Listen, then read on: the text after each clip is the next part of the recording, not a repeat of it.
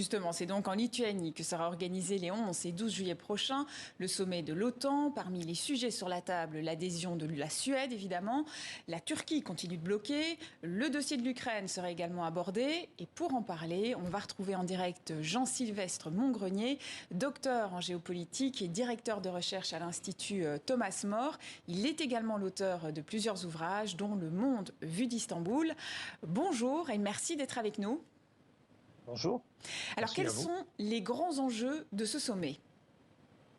Vous avez énoncé de façon tout à fait adéquate. Il y a bien sûr l'Ukraine, la guerre d'Ukraine, et donc le statut futur de l'Ukraine, son éventuelle adhésion à l'OTAN, la protection de ce que l'on appelle le flanc Est de l'OTAN au regard de la politique russe et de cette guerre d'Ukraine. Et puis il y a la question de la Suède par extension.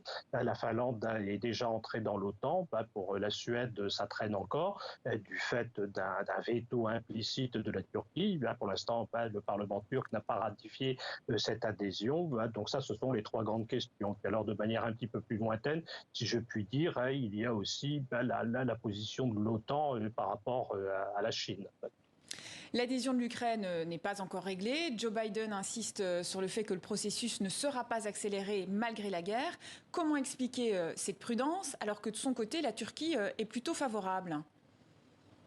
Il y a un certain nombre de pays qui sont favorables outre la Turquie. On a les pays d'Europe du Nord, les pays d'Europe centrale en général, notamment la Pologne, les pays baltes, et puis la France. Ça c'est une rupture par rapport donc à ces dernières années. La France s'affirme aujourd'hui favorable à l'entrée de l'Ukraine dans l'OTAN. Mais d'une façon générale, l'OTAN pratique une politique de la porte ouverte. Donc sur le papier, tous les pays sont favorables théoriquement à l'entrée de l'Ukraine dans l'OTAN. La question, c'est quand. Alors, il y a quand même une sorte de consensus sur le fait qu'on ne peut pas réaliser cette intégration de l'Ukraine dans l'OTAN en pleine guerre.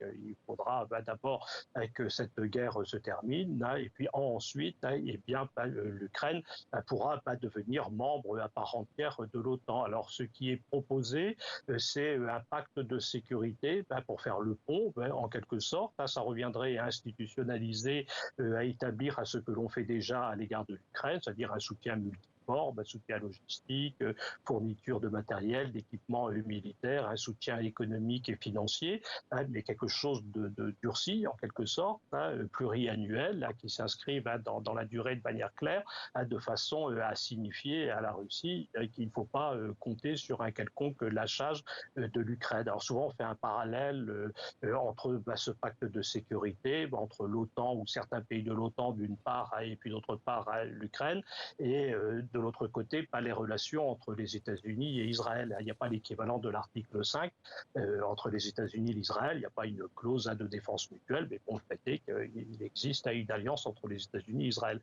Ce qu'il faut quand même rappeler, c'est que cette comparaison a ses limites, puisque Israël est une puissance nucléaire, ce que n'est pas l'Ukraine, bien évidemment. Le pouvoir russe est sorti fragilisé de la rébellion avortée d'Evgeny Prigojine, le patron de Wagner.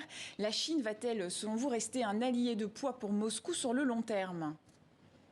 Elle le reste, oui, ne serait-ce que parce que la Chine n'a pas véritablement le choix. Tant que le pouvoir chinois se place dans la perspective d'une éventuelle confrontation ouverte militaire avec les États-Unis pour récupérer Taïwan, il faut avoir des alliés.